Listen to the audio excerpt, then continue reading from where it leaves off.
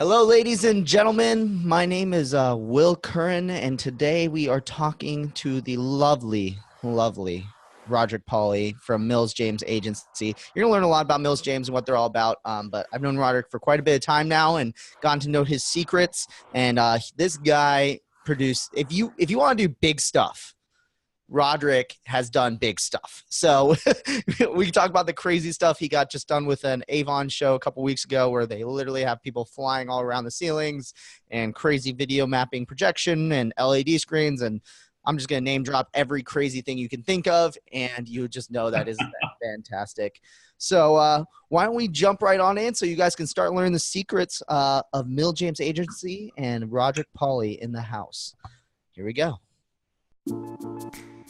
It's Wednesday at 5 p.m. Eastern, so you know what that means. It's time for another episode of #EventIcons. Presented by Endless Events. The show where you get to ask the icons of the events industry anything. Use the question panel on the webinar to submit your questions. Or you can hop on Twitter. Submit your questions with #EventIcons. We'll be answering your questions live during the entire show. Before we get started, the more people we have watching, the better conversation we can have. So please help share #EventIcons on Twitter and Facebook. Just tell your friends to watch at www.event-icons.com. Now, without any further delay, this is #EventIcons. All right, so like I said, everyone, Roderick Pauly in the house, but I'm not just the only host today. We've just got back from 2 back-to-back live shows, one at ILEA Live and one at Connect Marketplace. If you missed those episodes, go back and watch them because they are full of craziness. Unfortunately, we were missing one of our smiling faces who we love so much, but we knew she had to be on the show right after when we got back because she was just settling in, getting back into California life, joined by the lovely Audrey Gallion. Audrey, how have you been?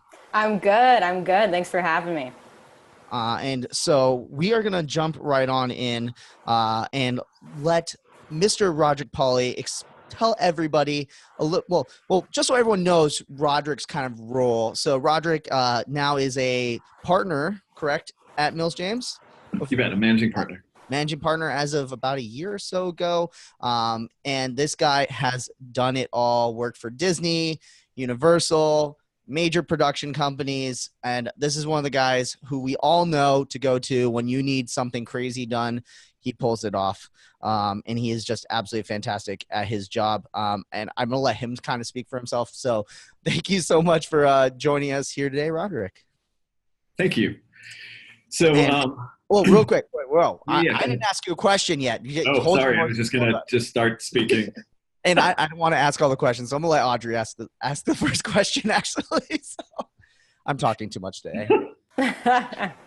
Okay, well, Roderick, the way we typically start off our conversations is actually going broad first. And I think that'll inherently give you an opportunity to tell everyone a little bit more about who you are, too. But we want to know what got you onto this path with the Mills James Agency and holistically for our listeners, part of the events industry. So can you tell us a little bit about your story? Sure, absolutely. Now you can talk. Was that? Now you can talk. Oh, yeah, okay, sorry. Yeah, you're going to have to point at me when I talk, otherwise I'm just going to talk the entire time. I love it. So I started out as a musician. So I started out as a trumpet player, and because I couldn't hack the violin, just, for all of you string players out there, kudos, could not do it, just was not great. When you're the best one in the room and you sound like somebody just ran over a cat, probably not a good career path for you. So went on to trumpet, which was a little more my style. Got a scholarship in music, which kind of, paid for my school. Then joined a theater company, a Shakespeare company as an apprentice. And at the end of kind of that summer, the executive director of the Drama Studio London was one of the directors that summer and had asked me to come to the Drama Studio London to continue my education on a scholarship once again. So I got a scholarship to the Drama Studio London, studied there for a year, and also studied at their American branch in Berkeley, California, at the Julia Morgan Theater. So I was a theater junkie, got into kind of all aspects of theater, started to do regional theater as an actor, as a director. And then I started to produce regional tours and produce for regional touring companies, and also, summer stock and different theater companies around the country. Then I went to Los Angeles and apprenticed with a production company there, kind of on the film side of the business, and actually worked on producing the Psychic Friends Network infomercials, and did that for a few years, and kind of learned the whole production side of it, and creating the infomercial and all the different moments that you're creating there, and kind of lots of other kind of production pieces. And then from there went to Universal Studios and kind of worked my way up through the ranks. Started in the operations department, oddly enough, for a creative guy. But it was really good for me, learning the operational side of how things work, the logistical side, running a theme park, understanding how all of the departments are interconnected, and what's important to them, and understanding kind of what guest movement is like, and understanding all about ride counts and crowd control and all of those things that the operations folks do so well. And then, of course, the entertainment department recruited me, said, hey, this guy's, he's got a theater degree. Maybe we ought to get him into our department instead of ops. So they recruited me over for kind of a summer management position, and kept me on full time, and moved my way up to kind of manager of show quality, which was basically directing kind of all the shows and giving notes to the performers and making sure that the quality of the show was great. Everything from, the paint on the set to the pyrotechnics to, the choreography, all of those different things, kind of understanding that. And in those days, Universal was a show park. So there were 16 live show venues, and then there were street performers. So it was a huge job, 500 actors and actresses on our roster. And lots of shows a day, probably over 100 shows a day.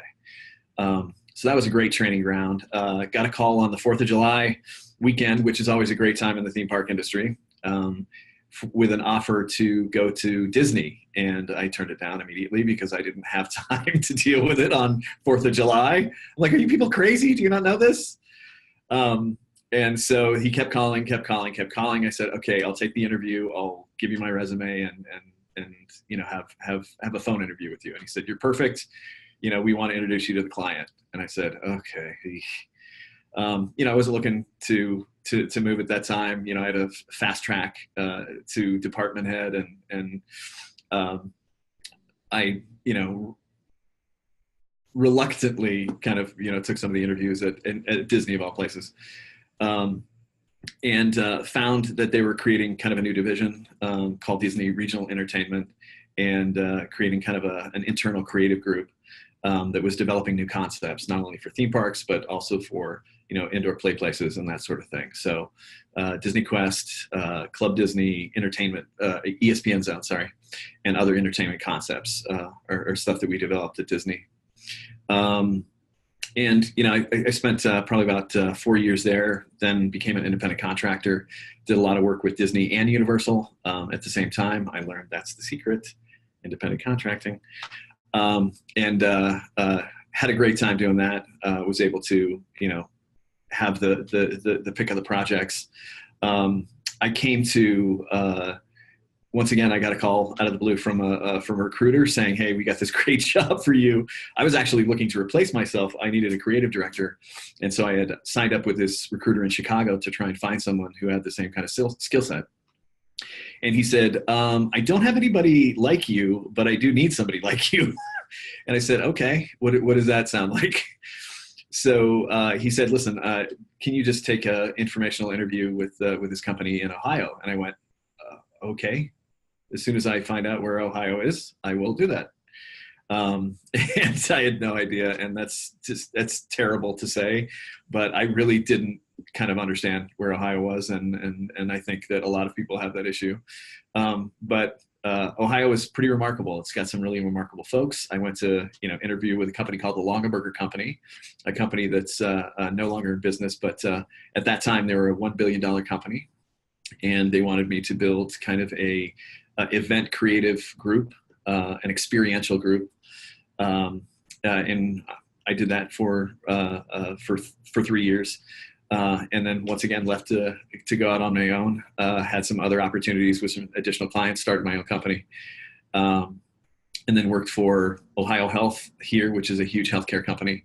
Kind of learned that whole kind of genre and that kind of vertical in the business.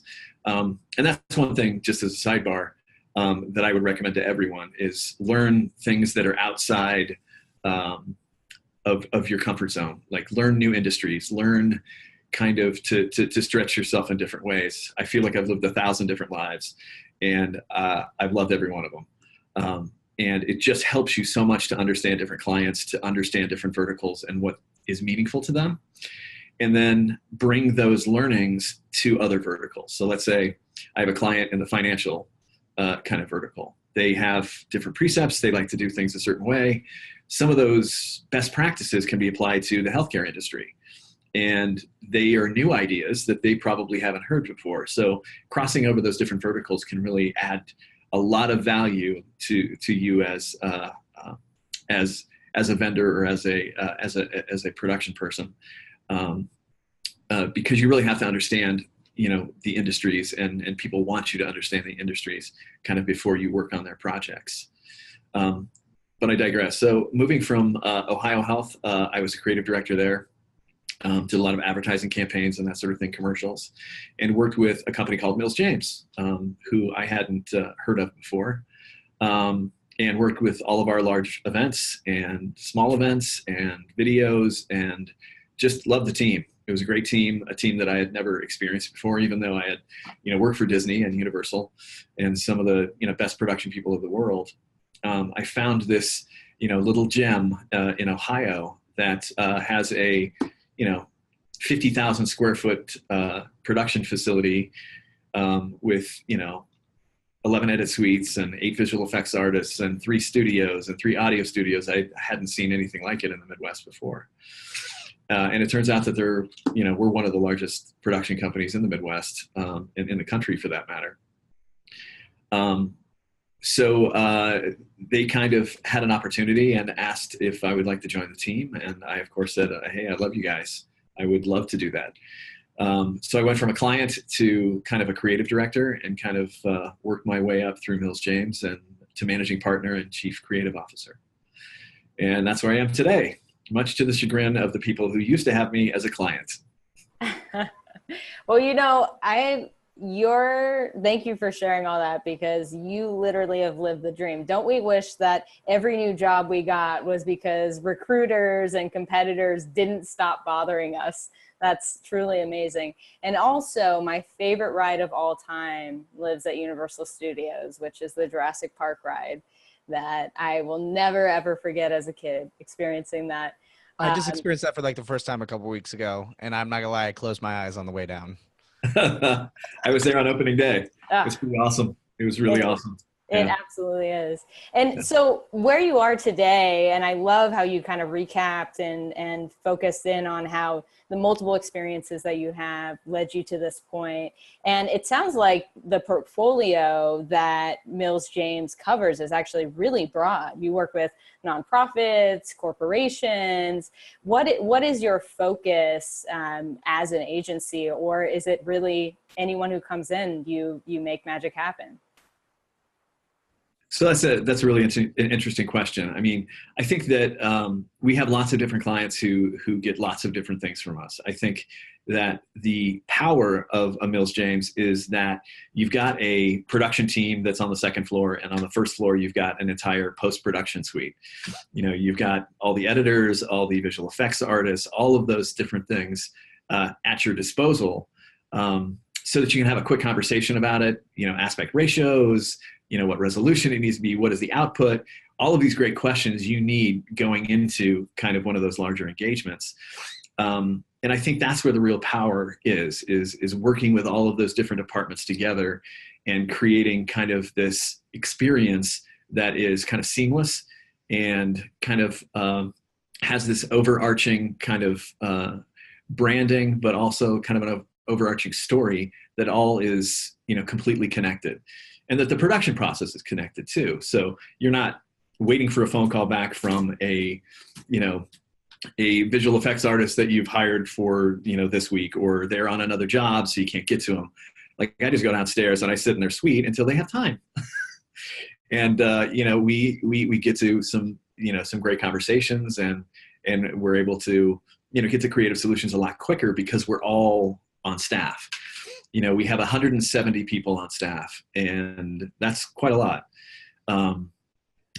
But they are all subject matter experts, and they are all top of their game. And I think that clients value the little things that we do, but I think they also value kind of, the overarching piece, which is that using all of the breadth of our kind of bench strength together is what really makes us powerful.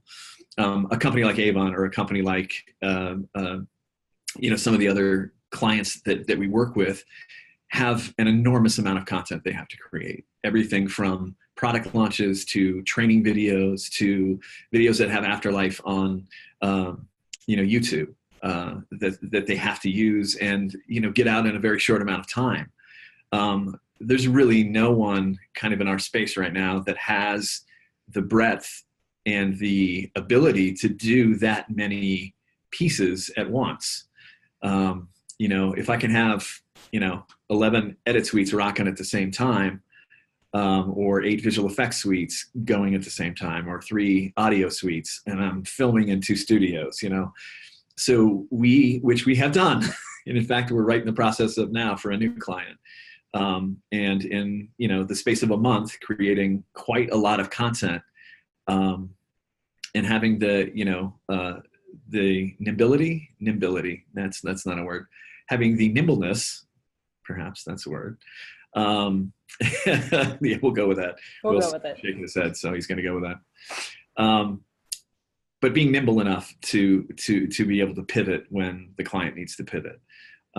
Sometimes, these decisions come way down to the last wire. And being able to have these kind of resources at your fingertips allow us to be nimble and allow us to be able to hit those deadlines, which could be very difficult for, smaller companies or a guy in a basement, which do fabulous work. Don't get me wrong. But I think when you're looking for kind of the breadth and the experience, I think that's truly what I think Mills James can do. One of the questions I have for you, Roderick, is so obviously like you guys can create all this like epic content, but obviously you guys are able to execute it as well, which I think is the rarity, right? So we talked a little bit about like I think in past years, the crazy just amount of content actual execution you do for Avon and these other larger clients. Can you talk a little bit about your execution team and kind of not only the video production side, but also the actual event production side that you guys have as well? Sure, absolutely.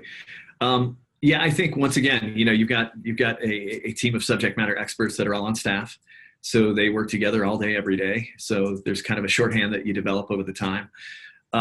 And, we use our own equipment. So we're not trying to figure out equipment on site. So we have, systems and processes that allow us to do great things and to have, really, top-notch execution. We're all about creative excellence, and we're all about operational excellence, because you can create the greatest thing in the world, but if you don't pull it off on site, it's no good to anybody. So we worked very hard to kind of balance those two kind of houses to make sure that we had that execution arm. We have another 50,000 square foot warehouse with all of our equipment in it, and an entire team of video directors and audio directors and lighting directors and set designers and set builders, and a logistics team to make sure that everything gets where it needs to go and on time and gets back and goes to the next show. So we truly have a really amazing team. And I think that's another huge strength. It's the people. And I know people say that all the time. That's the always the corporate line. It's like, it's our people. With Mills James, it's truly the proof is in the pudding. And I think we really make good on that promise. We truly have the best of the best. and we don't settle for anything less.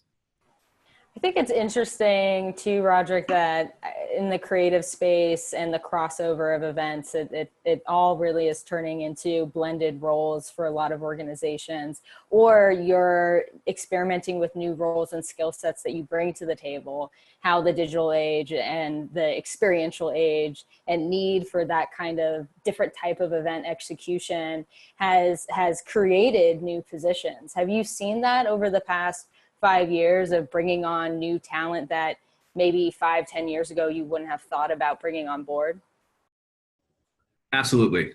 So, there's folks, not unlike what we're doing today, who want to live stream their show. And they want to do it in such a way that they can monetize it. So, you need a kind of a pretty sophisticated system to be able to do that. And by monetize, I mean, charge people admission or charge people for different pieces of the content, and not show them everything. So if you're on site, you get a completely different experience than if you're on that live stream. But that's a position that we've added, somebody who excels and who's an expert in the live stream realm. We've also created an innovation team, because technology is, changing so quickly. So being able to stay on top of, AR and VR and, all the different apps out there and all the different ways we can use those apps, and integrate them into, your event app or into your kind of registration system, making sure that we have, people who can spend the time they need to kind of research that information and not just kind of pull it out of our hat at the show, make sure that we've researched it, we've tested it. We have the great honor of being in-house at the Columbus Convention Center. So there's X halls that we do testing in, that are kind of real life opportunities for us to, bring in new technology and test it in a real life environment. So we do that quite often. We never take a technology to a show that we haven't thoroughly tested and kind of played with in a safe environment, and then figure out new ways. One of the great things about that is in testing it, we found new ways and new clients that some of these different pieces might be applicable to. That we never would have had if we hadn't tested the technology, looked at it and went, you know what this would be good for, and we may have an existing client, and then we'll put it into, that proposal or that creative brief and say, listen, we just tested this. We think it's going to be perfect for you. Here's a video of the test we just did. Think about it, in this way. Think about bringing it to life with all these graphics and all these sorts of things. New technologies as far as, or old technologies that are becoming new. We're certainly seeing a comeback in lasers, a technology that people went, that's not going to happen. And now it's come back because the technology has evolved.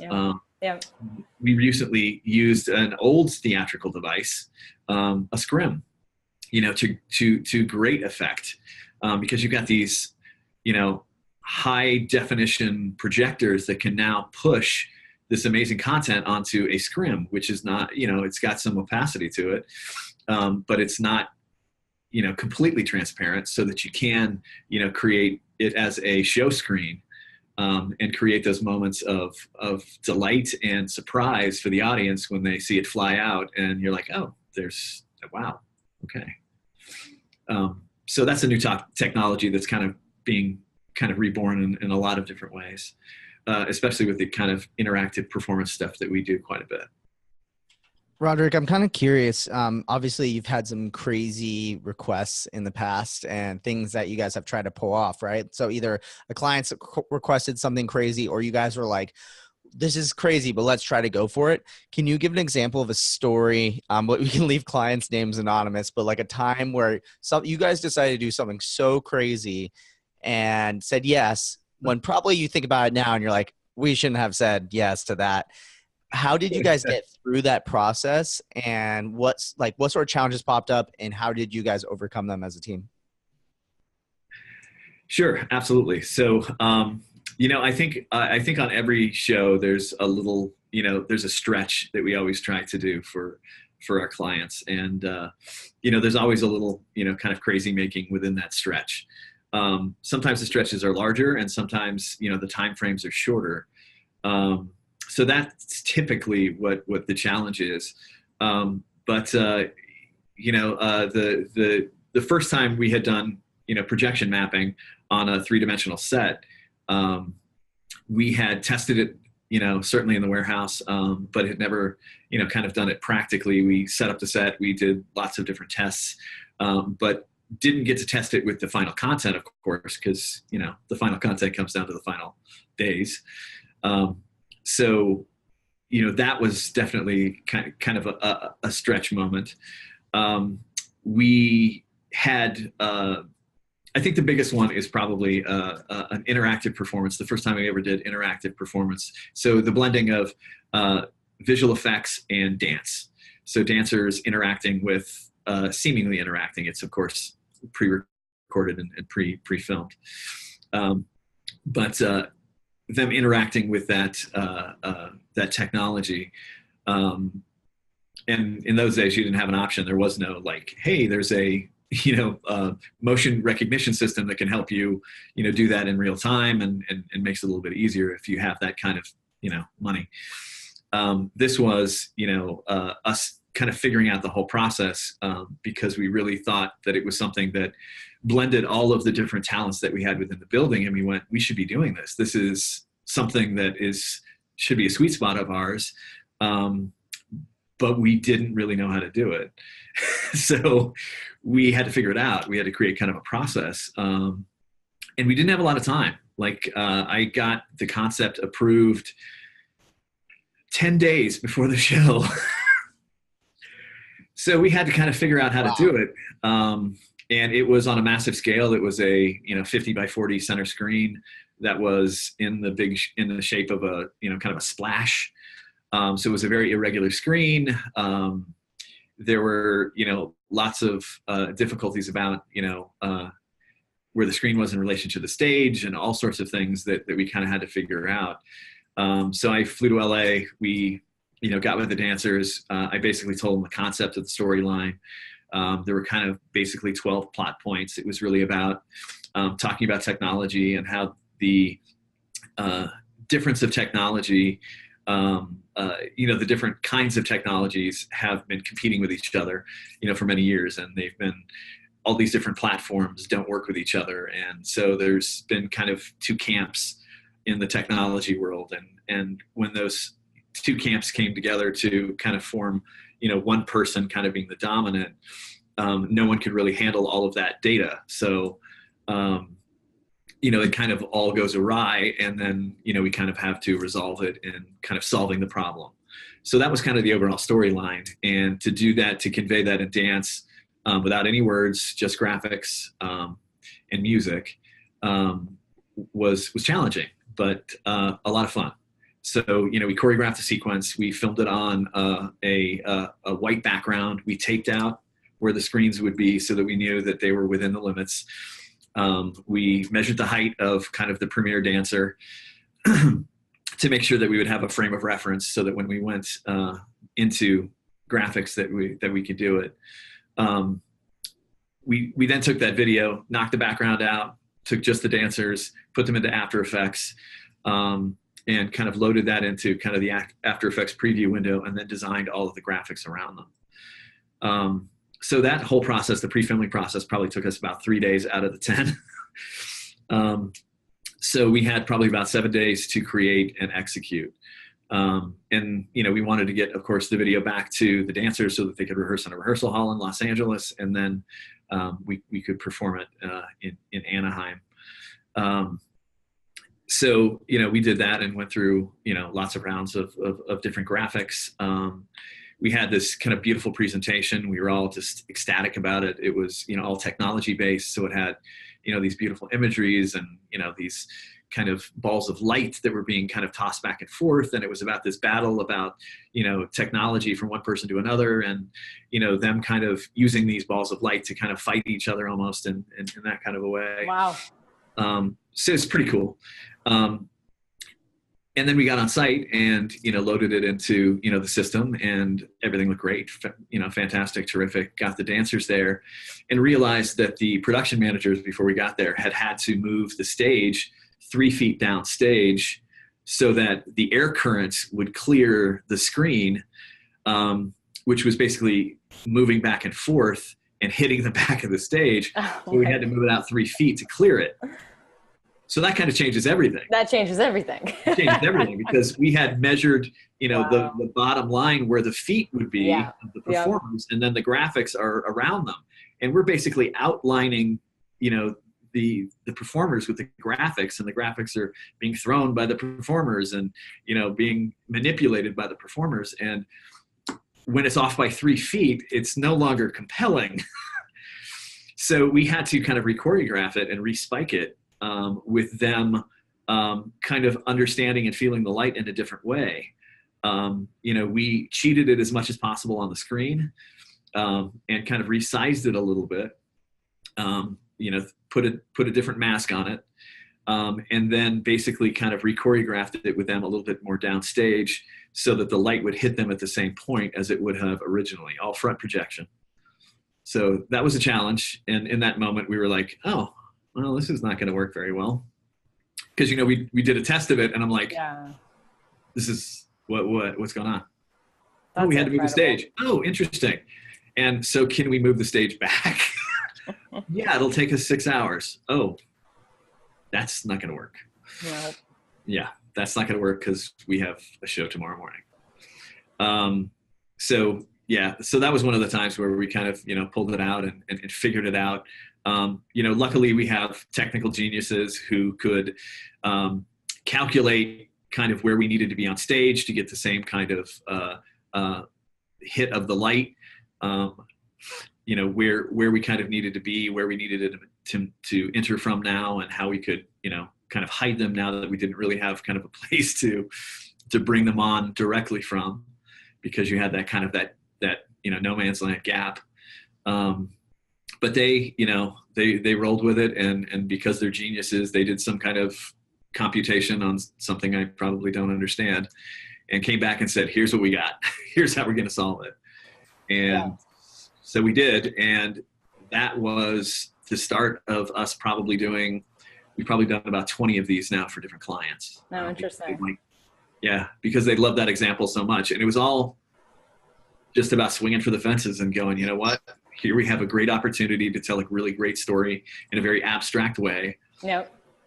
Let's do it, and we figured it out. And you're also, I'm assuming, telling how you respond to those in the moment changes, which is what a client's looking for, because inevitably all of us in the event industry understand that that's going to happen. And something to that degree that's so high stakes, you want to keep those stories and push them out to your clients. That's awesome. We have a question that just came in actually from Nick Borelli, who wants to ask you, what do you wish planners knew before they hired you that would make the event more successful?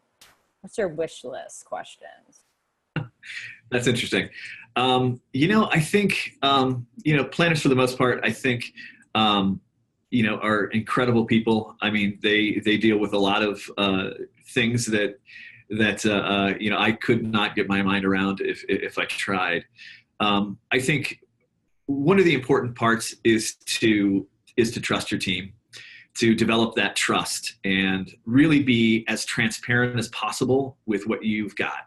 If you've got a budget you're trying to hit, if you need to showcase a certain, executive, if they are, if they like a certain kind of music, all of those sorts of things are super helpful.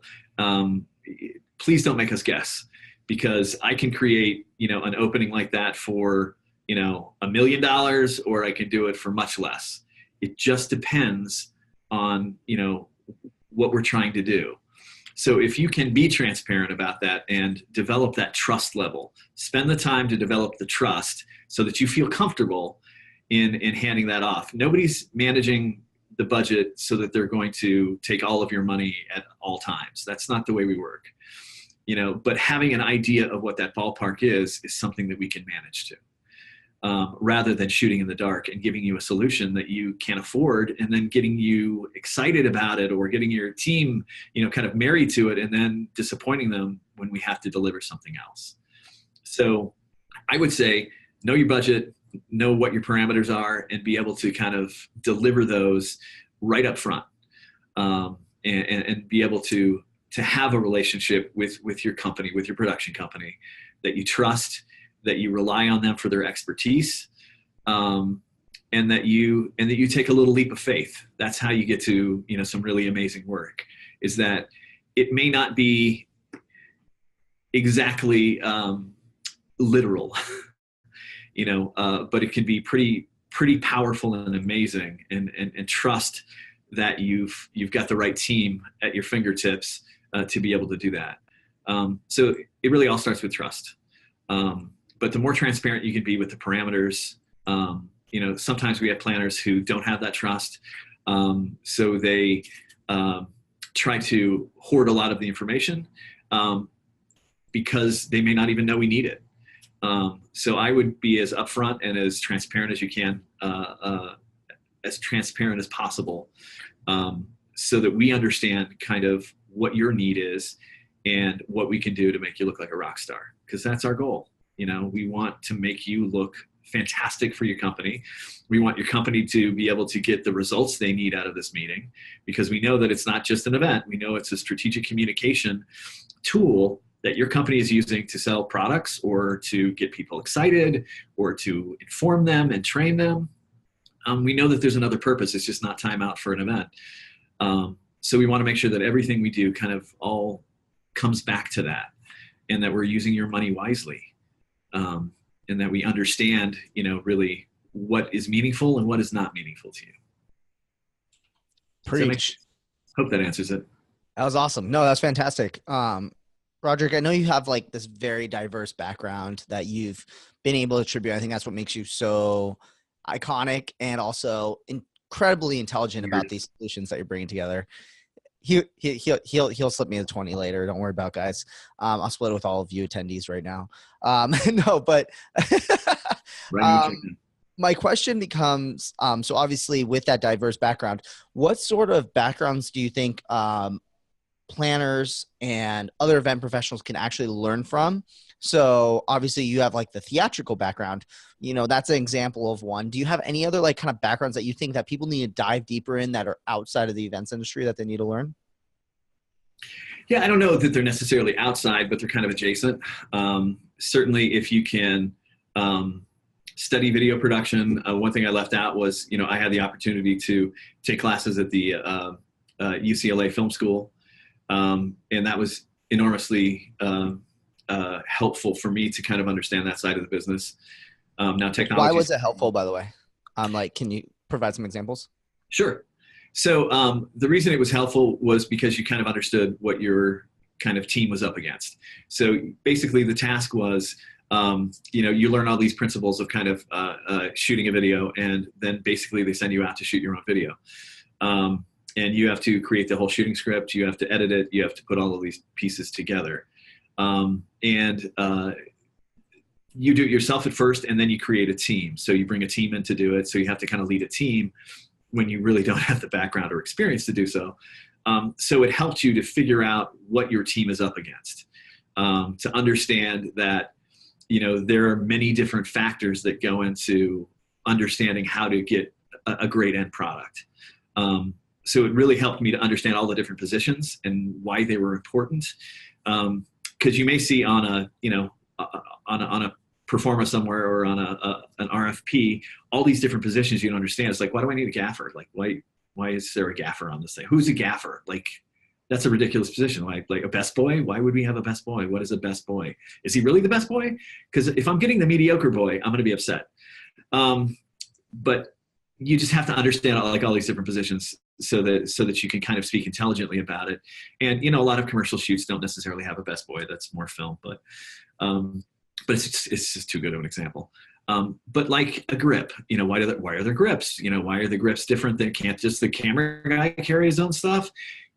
Why does that make things more efficient? And, you learn, a perfect example is that a grip can allow you to get a lot more shots because he's able to set up while the, videographer or your DP is shooting, the last scene. So they're able to kind of, move forward and set up the next shot while you're actually shooting the current shot. So you actually save time, and in doing so, save money. Much more money than you would by saving a $200 employee for a day on a set. It's much more expensive to have some of those lower level, or it's much more less expensive to have some of those lower level folks helping you be more efficient than to have a bunch of higher priced folks doing all the work, and then you get less shots and don't create as much of a video as it could have been. Does that make sense? I can give other examples. Yeah, that does. And it makes me think actually too, and a question that I've seen come up, especially me being in the corporate space, that creative budget sometimes gets pushed back, right? Or what we end up left with. We get our nuts and bolts for our event ready to go, and creative is last. What do we have left, and what can we do with it?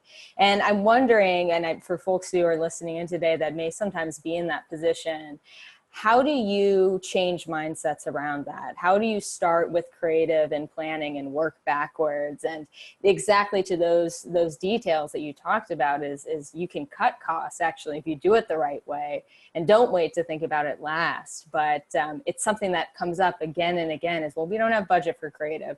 What should we do? Yeah, it's an excellent question, and it's definitely something I think everyone struggles with. It's those things that are like, it feels esoteric, or it feels abstract to clients. This creative. What am I paying creative for? How much creative? You already got the idea. You already pitched it to me. Like, how much creative do you need to do now? It's like there's, I think explaining the process as much as possible is helpful.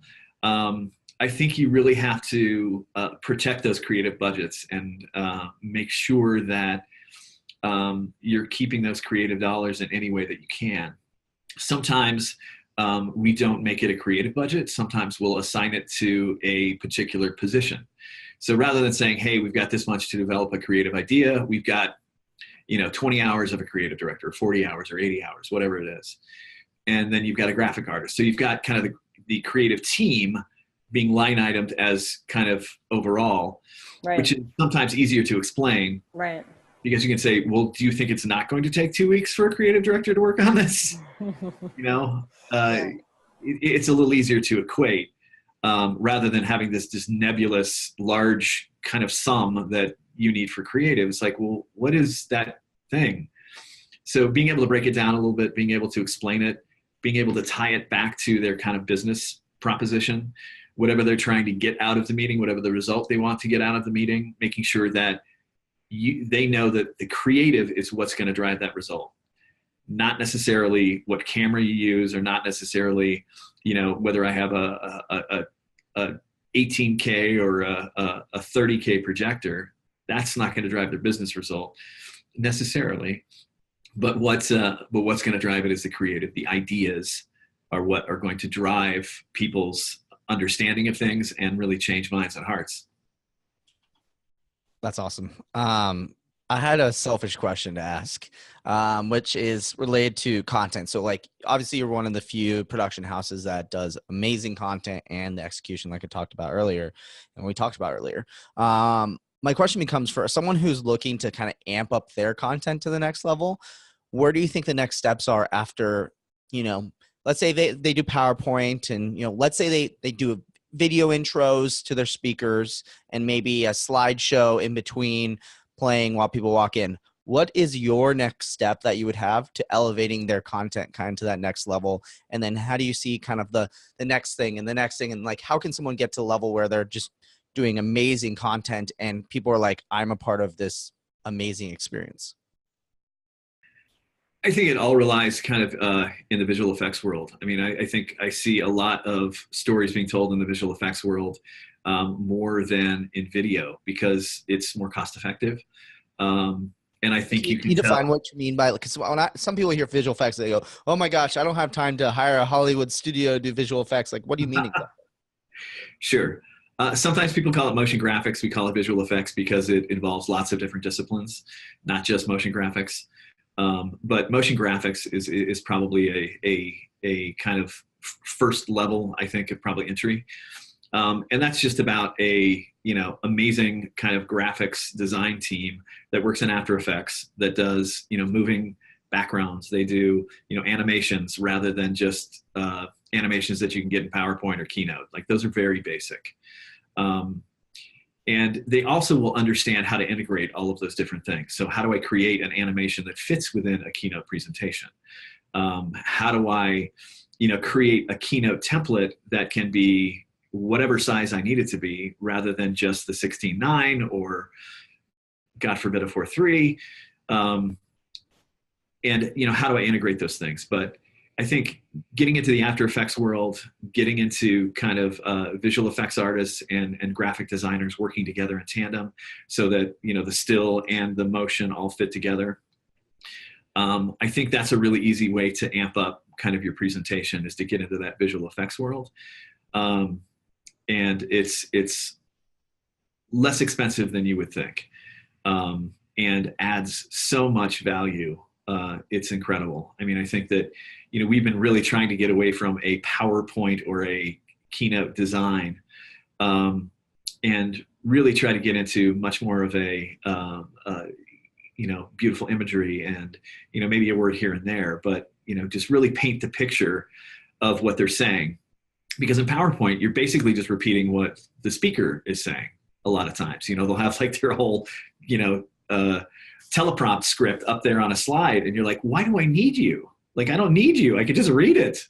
Like, let's just get I'll just read the slides, and then I'm going to save you a plane ticket. So you've really got to have, it's got to be something that enhances the experience. It's got to be something that supports what they're saying rather than competes with what they're saying.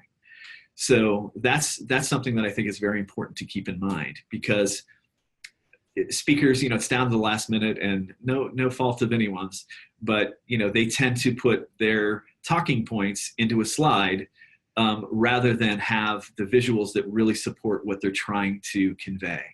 You can get so much more emotion out of it if you're trying to convey it in imagery. You can get so much more emotion if you're not making people read things on screens. You can still have words now and then. You can punctuate them with, some kind of a really cool motion graphic that has, kind of this great ending. But having them, go through slides and graphs and all of those sorts of things, there are many, many, many ways to create a presentation without going down that path. And I think we've been very successful in helping our clients to do that. And how do you, I'm just smiling because it's so true, as all the presentations out there, you're just reading what the speaker's saying. And I'm totally guilty of it too. And especially if that's the brand of the organization you represent and the style, and in certain corporate sector in particular, you see that pattern.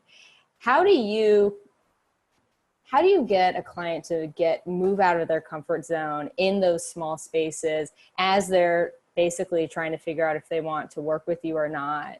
And how can event planners bring that same kind of influence to their clients, right? Because so much of it is, you don't know what you don't know. You don't know that you should be presenting in a different way, or that it's safe or good. What's my ROI on this? I don't know. It's scary. So how do you have those conversations? So typically how we do it is we pick one presentation for a new client. So one of the executive team is probably more open to it than others. Some people are kind of in their own kind of rut, and I wouldn't say rut, but in their own pattern, and have their own process, and it's worked for them, and they feel good about it. They feel comfortable. But there's always someone who wants something a little different. So you kind of concentrate on that person and then bring them to kind of that next level, and see what's. So that's the way that I try to bring that story or that value to a client, is show them examples. Even if you don't have the client yet, if you're trying to convince them that you're the one they need to hire, show them examples of what you've done for other clients in that realm. Show here's a client who is very, traditional, and they do slides, and here it is, and it's very nice, and it's well executed, and it's well put together. But here's what you can do if you take that extra leap. If you just take a little bit more time, it takes a little bit more time up front. You need to be honest about that. But once you take that time, this is what's achievable. And then you show them an example of that. And it doesn't have to be your example, honestly. Like, it doesn't. If you're confident that you can achieve a concept, you can use a go-by from, something you've seen on the web, or something that you like for inspiration. Like, nobody's going to fault you for that. You're not going to copy them frame by frame. That's not what you're going to do. So you can use it as an inspiration and say, here's what the industry's doing right now. We think that you should follow this trend, which is a completely credible way to kind of showcase that, even if you don't have the exact evidence to do it yourself. Make sense? Absolutely. Absolutely. Like, literally mic drop moment. Well, we're getting towards the end of the show, and we have a couple more questions ready to rock. So I hope you're ready for this. Right, Roderick? Never. I am ready. All right, here we go. So second to last question we always ask is, if you had one tip, you've obviously dropped a lot of awesome tips so far this episode. What is your one tip that you would have for planners today to making their events even better? I would say find somebody you trust. Create a partnership with a group that you trust and that you can believe in. Because the one thing you don't want to always feel is that you have to constantly be second guessing your production company or have them second guessing you. You want to have that open relationship. You want to be able to have an honest conversation about, hey, that idea is just not hitting with anybody. They don't get it. They don't understand it. Is there a better way we can explain it? Is there a better way? Because it's just not hitting. Than having a bunch of awkward phone calls where nobody can really tell you that they don't like the idea. We often don't have pride of authorship. We just want to do what you need to do to move the needle. That's what we're here to do. We're here to create great creative solutions for you. And it's okay if you don't like the ideas. It's okay. We'll come up with a better one. We'll come up with another one. So I think find somebody you trust is certainly a theme I've been talking about all day. And really rely upon those folks. Really develop a relationship. Really get to know them. Really, get to develop that shorthand with them. And create partnerships. Don't create vendor relationships. Vendor relationships become tenuous. They become all about certain aspects of it. They become about, it's a transaction. When you create a partnership, it becomes about you and that other person collaborating on a amazing, a piece of theater or an amazing project or an amazing video. Partnership is just a much better way I've found to kind of live in the world. Being a vendor on the vendor side is not great. You don't feel valued. And then being on the client side and having vendors, you don't really feel like you have anybody you can rely upon. So you feel like you have to do it all and feed it to them. But if you have a partnership and if you have that trust level, you can collaborate and feel that you can be vulnerable and throw out stupid ideas and, and have that dialogue going back and forth so that everything doesn't have to be baked by the time you see it. I think that's one of those things that I think have been lost in I think an era where we're trying to get more accountable on the on the cost and profitability side. So we've got procurement in there, which love them to death, but sometimes they lose sight of that partnership quality as well. There is a value to the partnership that you create with the people that you bring into your world. It's not just a monetary transaction. It's got to be, more than that, because you're going to rely on them. You're going to be in the heat of the battle. And who do you want at your back? Who do you want watching your six other than somebody that you trust? You don't want to always be having to look over your shoulder and wonder if this is actually going to happen. You've got to have people around you trust. And I would suggest as my second tip, surround yourself with people who make you uncomfortable from a creative perspective, like people who have a different opinion. I strive to find people who have differing opinions to me, because if you're just going to tell me yes every time, I don't need you. Like, why do I need you? Like, you just say what I said. I need you to disagree with me, and respectfully, and I'll disagree with you, but we need to have a discussion. We need to have a divergence before we can converge on an idea. That's not a bad thing. I want people who are going to tell me that that's operationally insane. I want people to say that there's no possible way we're going to be able to load that in time. I want people to, be able to challenge me and say, listen, I get what you're saying. How do we get there in a different way? Because otherwise you never progress. You never get better. But you surround yourself by a bunch of people who are respectfully, challenging you on your ideas, and that makes you better, because you have to think through this stuff, a little deeper than if you would just go out there and go like, I got the idea for you, which is fun and great and makes you feel good for a little while, but it doesn't get to the best idea. You want somebody who challenges you and makes the whole project better, not just takes your idea and goes, oh, okay. Yeah. And what you just described, those two pieces, trust and friction, is the pathway to innovation. Full stop. That's how you get to innovation, is tripping and falling and getting back up, making mistakes, getting in front of each other and saying no and why, and also building a huge amount of trust and vulnerability with your clients, with your vendors. And I'm a total geek in that space, but those two pieces together are just the exact way that you get to innovation.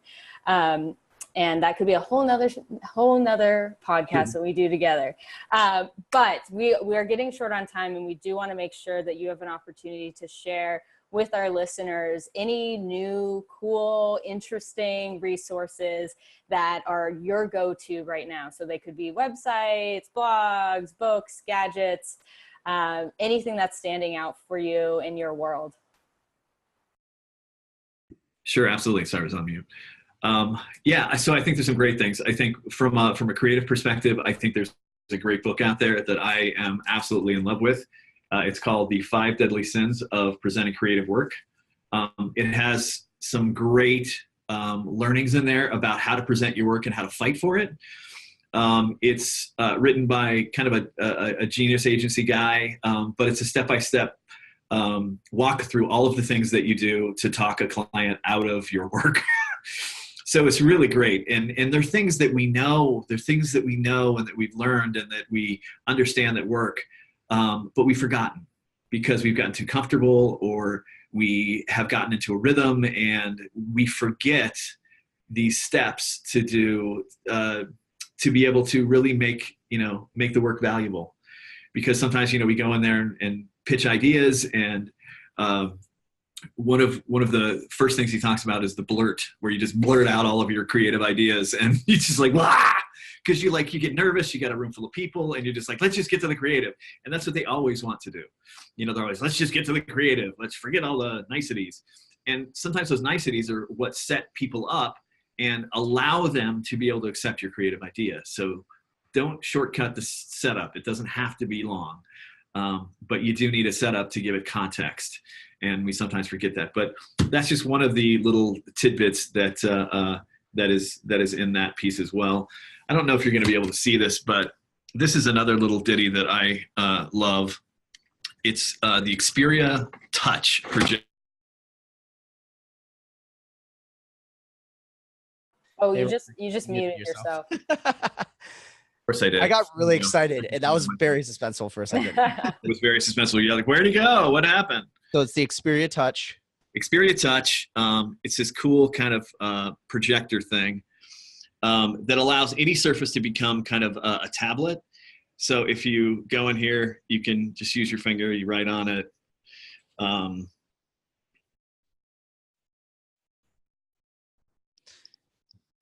then you can go and you can erase it. So think of this as like, and then you can send this signal to anywhere. You can send it to a projector. You can send it wherever you want. Think of it as like a living graffiti wall, that constantly updates, and you have in a lobby somewhere, and it just allows you lots of different things. It allows you different applications as well, so you don't even have to do that. Like if you want to play Candy Crush, you can play Candy Crush. Oh, so it's all Android based. Yeah, exactly. It's all Android, which was a leap of faith for me because I'm a Mac guy, but it's really cool, and it's able to be mounted from above so that you can mount it to a wall, and you can actually do it on the wall. So it's pretty cool. And you're not probably getting all the deliciousness out of it because they have too many lights on, but it's just this little projector. Look it up. It's Sony Xperia Touch, and it's a cool little gadget that I think will have a lot of cool applications that you can develop. We've thought about graffiti walls. We've thought about kind of interactive games that you can. Yeah, I'm looking at on their website. It says you can project on a wall too. So I guess like any surface you want to, you can turn it basically into a touch screen surface. Absolutely. Yeah, and it's best to mount it from above and have it shine on the wall because of where the sensors are. If you mount it at the bottom, you kind of get in your own way, and then it doesn't recognize your touch. But it's very cool. There's lots of different applications. I think that lots of different clients would see that as a great adjacent product that you could kind of offer them. That's so cool. I had one quick resource to share too. I realized I haven't really got a chance to share resources in the last couple episodes. Since we're talking cool technologies, new app I discovered called Bonjoro, which we'll have it down in the show notes for everybody down below. Basically, Bonjoro essentially allows it that it notifies you every time you have a new customer. And what it does is it allows basically anyone in the company to send them welcome videos. They call them like customized video content essentially, but we're kind of getting this day and age where video is so big. We always talked a lot about it in the course of events, but essentially allows at scale your team to kind of welcome customers, send customized videos. The website explains it way better than I do, but if you're looking to incorporate video into your like onboarding process for your clients, check out Bonjoro for sure. That was really cool. I didn't even know about the Xperia Touch thing, so I'm going to go research the crap out of that right after this. But we do have to wrap up. We're a little bit over time, but you know what? There were so many nuggets of amazing information and so many learnings. Audrey, what was kind of your big learnings and takeaways from this episode? My big learning, I think, today, and I'm a huge advocate of building trust anyways, but just seeing that start to finish, and especially when you're in a creative capacity, you're storytelling and listening just as hard at the same time. And in order to do that successfully, you have to build that trust up front. So that was a high impact deliverable for me today. And my learnings are that I can always learn more things from Roderick. I've had many long dinners with him talking about things, and I always feel like I learned something completely new. So I think it was really exciting to have everyone to kind of listen in on one of our conversations today. So we do have to wrap up. Big, humongous, everyone in chat. Please give a thank you to Roderick right now for being on the show. It was so amazing. Roderick, thank you again for participating, being on EventIcons. Absolutely. Thank you for having me. I appreciate it. Appreciate you thinking of me. Awesome. Well, some quick housekeeping items for everybody. Don't tune out quite yet. We have some cool, exciting news for you guys to share.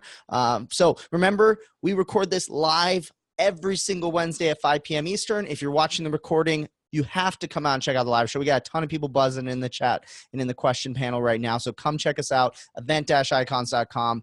Of course, we do behind the scenes on Facebook Live, but if you're tuning in right now, you might see on Facebook Live we're a little bit delayed in getting your questions. The best and fastest way to communicate with everybody, event-icons.com. Also, our Facebook group is blowing up, a couple hundred members in it already. Everybody like from Roderick to Audrey, myself, all of our icons on our show are all in there. So if you have questions for Roderick after the show, you can literally go on there and send him a Facebook message and ask him anything he wants, or, join our further conversation that we have there. So come Twitter check it out. Would be better. I don't have a Facebook page. Well, you can get his email. You can ask for his email address in there. So join us on the Facebook group. Best way, again, event-icons.com. You sign up there, you get all the invites, you get all the information, which is really, really cool. And of course, we're on every single podcasting platform. If you're watching right now, want to digest this DVR style. And yeah, just a lot of crazy stuff. Tell us what you want to know. We're getting to the point where we're already planning 2019's episodes. So if you have an episode idea, we got to hear it in the Facebook group. Give us a little bit of shout in there. We want to hear it, or tweet #EventIcons. But you know what, Audrey, it's come to that time again, 6 p.m. Eastern. It's been an hour. I think we must wish everyone goodbye. So I think we'll catch you guys all on the flip side. See you later. Thanks, Bye-bye. everyone. Bye. Bye. Thank you for joining us for another amazing episode of #EventIcons. To catch the transcription and all of the resources mentioned, head to www.helloendless.com/blog. This week's episode will be posted and available by next Tuesday. Also, let us know what you thought about this week's episode. Share your biggest takeaway. And join the social conversation. Sponsored by Little Bird Told Media. Just tag your post with #EventIcons. We'd love to hear from you. Thank you again for joining us. We'll see you next Wednesday at 5 p.m. Eastern, right here on #EventIcons.